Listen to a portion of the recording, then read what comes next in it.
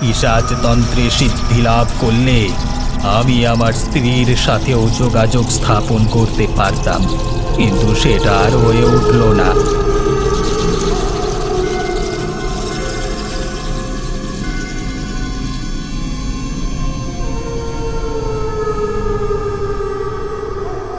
ঘটনাটা বেশ কয়েক বছর আগেকার।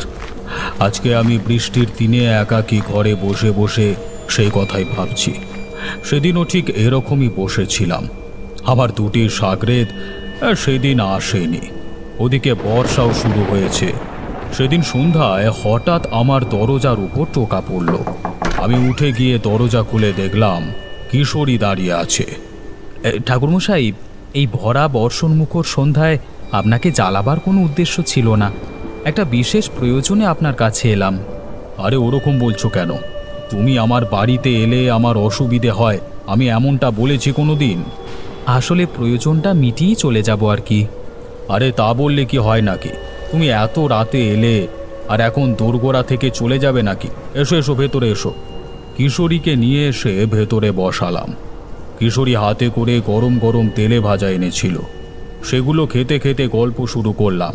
কিশোরী বলল, আসলে ঠাকুরমশাই, এই সময় আমার বন্ধুটিও নিজের অফিসের কাজে কয়েকদিনের জন্য বাইরে গেছে। আর এই সময় হঠাৎই আমার এক দূর সম্পর্কের আত্মীয় নিশিকান্তবাবুর চিঠি এসে হাজির। তা চিঠিতে কি লিখেছেন তিনি? তিনি লিখেছেন তার স্ত্রীর বার্ষিক কাজ আছে সামনে, তাই যদি সশরীরে সেখানে একবার হাজির হওয়া যেত। আমার এখন কাজের চাপটাও কম, আর সাথে আপনি তো আছেনই, তাই ভাবছিলাম আর কি। তা তার বাড়ি কোথায়? তার বাড়ি গ্রামে নয়, নগরে। আমি অনেক ছোটবেলায় একবার গিয়েছিলাম, তারপর থেকে সেরকম যোগাযোগ ছিল না। অনেকদিন বাদ হঠাৎ আমাকে মনে পড়ল কীরকম কে জানে। কি জানো তো, নগরে আমার ঠিক মন টেকে না, কেমন যেন দমবন্ধ মনে হয়। আরে না না ঠাকুরমশাই, আপনি যেরকমটা ভাবছেন সেরকম নয়। পরিবেশটা আপনার খুব ভালো লাগবে। কারণ কি জানেন? কি কারণ? কারণ নিশিকান্তবাবুর বাড়ির কিছুটা দূরে গঙ্গার ঘাট, আর সেই ঘাটে প্রায় প্রতিনিয়ত মরা পুড়িয়ে চলেছে। সব মিলিয়ে দেখতে গেলে আপনার জন্য একদম উত্তম স্থান। মনে করলে আপনি ওখানে ধ্যান সাধনা করতে পারেন। কিশোরীর বর্ণনা শুনে জায়গাটা সম্পর্কে আমার কৌতূহল বেড়ে গেছিল। পরের দিন বৃষ্টিধারা মাথায় নিয়ে আমরা দুজনে রওনা দিলাম সেই স্থানে। কিশোরী রাস্তা মোটামুটি জানা ছিল, বাকিটা আমরা বিভিন্ন জনকে জিজ্ঞাসা করে সেখানে পৌঁছে দেখলাম কিশোরী যেমনটা বলেছে ঠিক তেমন। খুবই জরাজীর্ণ একটা বাড়ির সামনে আমরা এসে দাঁড়ালাম। এখান থেকে বেশ কিছুটা দূরে গঙ্গার ঘাট। বৃষ্টি তখনও হয়ে চলেছে। কিশোরী গিয়ে দরজায় দুবার টোকা দিল। সন্ধ্যা ঘনিয়ে এসেছে। আমি তার মধ্যেও আশেপাশে লক্ষ্য করে দেখলাম সেখানে মানুষের জনবসতি নেই বললেই চলে। অনেক দূর দূরান্তে এক একটা করে বাড়ি আছে, কিন্তু সেই বাড়িতে লোকজন বসবাস করে কি না সেটা বলতে পারবো না। দরজা খুলবার শব্দে আমি চমকে সামনের দিকে তাকালাম। অন্ধকারে গা মিশিয়ে দরজার ওপারে দাঁড়িয়ে আছেন একজন ছায়ামূর্তি। মুখটা ভালো করে দেখা যাচ্ছে না। ছায়ামূর্তিটার গম্ভীর গলা ভেসে এলো, কে আপনারা? কি চাই এখানে? নিশিবাবু, আমি কিশোরী। আপনি চিঠি লিখলেন তো, তাই আর কি। হঠাৎ ছায়ামূর্তিটা যেন উল্লাসে ফেটে পড়ল। আরে কিশোরী, এসো এসো, কত বড় হয়ে গেছো তুমি। সেই কোন ছোটবেলায় তোমাকে দেখেছি, মাঝখানে অনেক বছর কেটে গেছে। এসো এসো, ভেতরে এসো। বৃষ্টিতে দাঁড়িয়ে দাঁড়িয়ে কথা বলবার কোনো মানে হয় না। আসুন ঠাকুরমশাই। ইনিকে? আর ওনার ওরকম সাধুর বেশ কেন? ইনি আমার এক অতি পরিচিত। আমি যেখানেই যাই ওনাকে সাথে করে নিয়ে যেতে স্বাচ্ছন্দ্য বোধ করি। আচ্ছা বেশ, আসুন আসুন, আপনারা ভেতরে আসুন। আমি লোকটার মুখটা স্পষ্টভাবে দেখতে না পেলেও তার গলার স্বর শুনে এবং আমার ষষ্ঠ ইন্দ্রিয় আমাকে যেন জানান দিল যে উনি আমাকে দেখে খুব একটা সন্তুষ্ট হননি। আমরা যথারীতি ঘরে গিয়ে বসলাম। তিনি নিজ হাতে আমাদেরকে জলখাবার দিয়ে গেলেন। আমরা লক্ষ্য করলাম ঘরের মধ্যে কোনো রকম আলোর ব্যবস্থা নেই। অন্ধকারে গা মিশিয়ে আমাদের আলাপ পরিচয় হতে লাগলো। মাঝে মাঝে বিদ্যুতের চমকানিতে যতটুকু দেখা যায় আর কি। কিশোরী বলল, আচ্ছা নিশি জেঠু, আপনারা যে বরাবর এরকম অন্ধকারে বসবাস করেন, আপনাদের কিছু মনে হয় না? আমাদের আবার কি মনে হবে? আমরা সেই কোন যুগ থেকে এরকমভাবে বসবাস করি। আসলে পাশে শ্মশান ঘাট দেখে এখানকার অধিবাসীরা যারা ছিল তারা সবাই প্রায় এখান থেকে চলে গেছে। তোমার জেঠিমা চলে যাবার পর আমি একদমই একা হয়ে পড়েছিলাম। তাও বাঁচা, রাতের বেলায় শ্মশানের ডোম এসে আমাকে কিছুটা সঙ্গ দেয়। সুরাপান সাথে তাস পাশা খেলে সময় কাটাই আর কি। আর খাবার দাবার মানে আপনাদের চলে কিভাবে? ওই যারা মরা পোড়াতে আসে তাদেরকেই ফুলমালা একটু বেশি দামে বেচে বুজুং বাজুং দিয়ে কিছু টাকা পয়সা রোজগার করে নি। ওই দিয়েই ডোমটাকে বলি বাজার থেকে কিছু খাবার দাবার কিনে নিয়ে চলে আসে, ব্যাস তাতেই চলে যায়। তা ওর নাম কি? কার ডোমটার? ও নাম দাম কিছু জানি না। ও বোবা, লেখাপড়াও জানে না, তাই নিজের নাম সইও করতে জানে না। আর নাম নিয়ে কি আসে যায়? দুজনের মনের মিল থাকলে ইশারাতেও কথা বলা যায়। আর আমি তো বলি, ও তো শুধু বসে বসে শোনে, তাই না?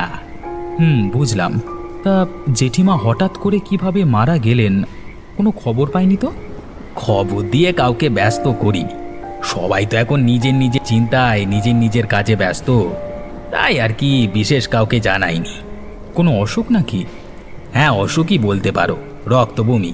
আসলে আমি ঠিক এই অসুখগুলোর নাম জানি না তো। ডাক্তার দেখিয়েছিলেন? ডাক্তার দেখানোর সময় হয়ে ওঠেনি। আর তোমার জেঠুমাকে তো চিনতে, সে ডাক্তারের কাছে বিশেষ যেত না। বলতো বিয়ের পর এই ঘরে এসেছি, একেবারে মরণের পর এই ঘর থেকে যাব। দেখো না, তাই তো হলো। আর কেউ এসেছিলেন নাকি যেদিন মারা যান? না না, আর কেউ আসেননি। আমি আর ওই ডোম দুজনে মিলেই যা কাজ করবার করেছি। আমরা তো এসব করতে অভ্যস্ত। যাক, বাদ দাও সেসব কথা, তোমরা বিশ্রাম নাও। ওদিকে বৃষ্টিও ঝেপে এসেছে, কেমন মেঘ ডাকছে দেখো না। আর ওই গুরুদেবের জন্য কি আলাদা কোনো বাসস্থানের ব্যবস্থা করতে হবে? আমি বললাম, না না, এক রাতের তো ব্যাপার। আমি রাতে এমনি কম ঘুমাই। কিশোরী এই তক্তাপোষে শুলে, আমি এই মেঝেটায় না হয় শুয়ে পড়ব। বেশ, এখন আমি উঠলাম তবে। হ্যাঁ, কিছু লাগলে আমাকে বলবেন। এই বৃষ্টির মধ্যে বাইরে যাওয়ার প্রয়োজন। রাত নামলো। অন্ধকার ঘরের মধ্যে বসে বাইরের বর্ষার আমেজ উপভোগ এক আলাদা রকমের অনুভূতি এনে দেয়। সত্যি প্রকৃতিটাকে অপরূপ মায়াময় লাগছিল। আমি আর কিশোরী বসে বসে বিভিন্ন বিষয়ে গল্প করছিলাম। এই বর্ষার মধ্যে মনে হয় তখনও পর্যন্ত একটা মরা এসে পৌঁছায়নি। কিছুক্ষণ এটা ওটা গল্প করবার পর কিশোরী বলল, একটা আলো হলে ভালো হতো না গুরুদেব? নিশিবাবুকে কি চাইব? না কিশোরী, এই অন্ধকারের মধ্যে বসে মাঝে মধ্যে বিদ্যুৎ চমকানিতে একে অপরের মুখ দেখছি, এটাই বেশ ভালো লাগছে।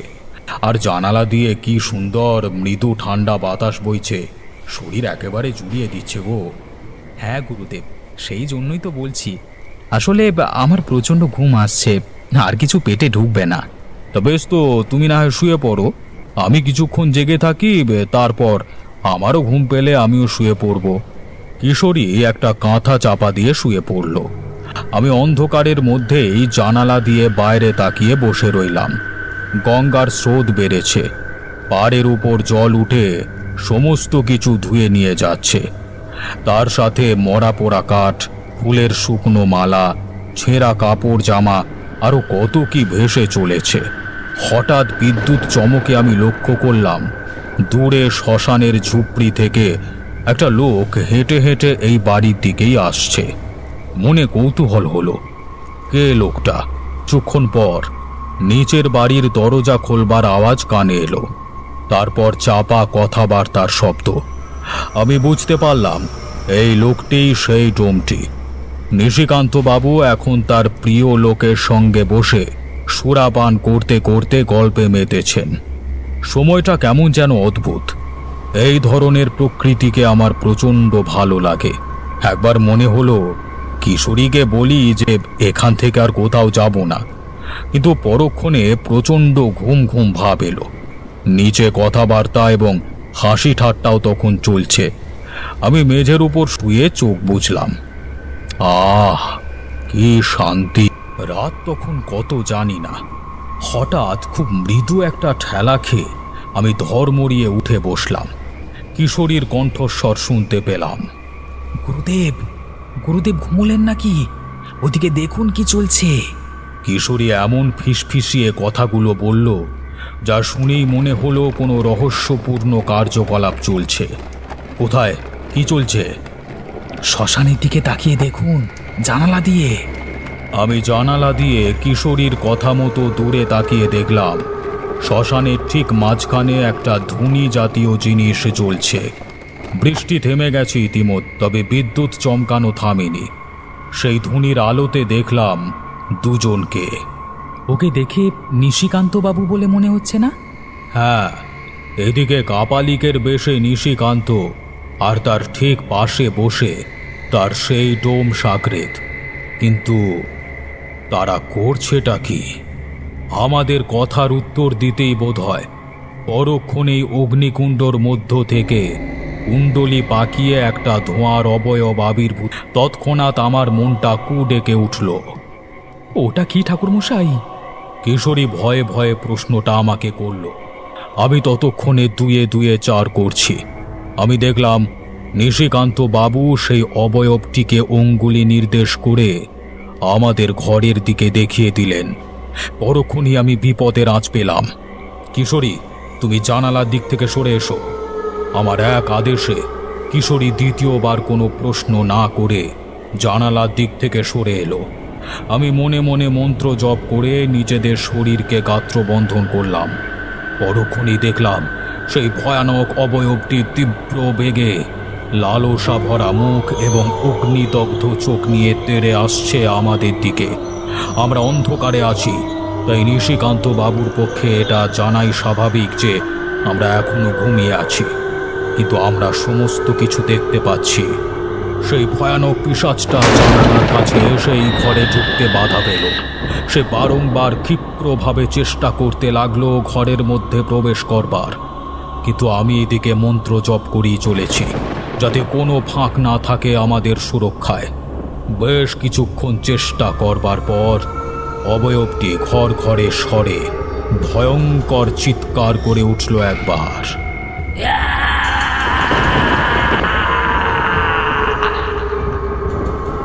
তারপরই সেখান থেকে অদৃশ্য হয়ে গেল।